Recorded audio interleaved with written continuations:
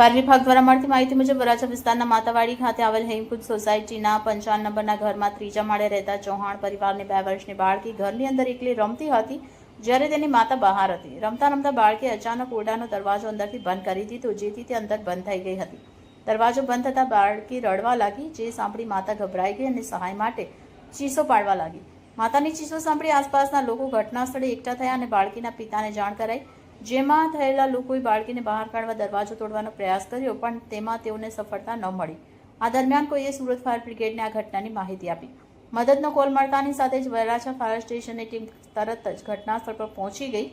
ફાયરના જવાનોએ પરિસ્થિતિનો ત્વરિત અભ્યાસ કર્યો અને ઓરડાની બારી તથા દરવાજો તોડ્યા વિના તેમની કુશળતા વાપરીને માત્ર 5 મિનિટમાં બાળકીને સહી સલામત બહાર કાઢી. બાળકીને કોઈ નુકસાન થયું ન હતું અને તેને માતા પિતાને સોંપવામાં આવી.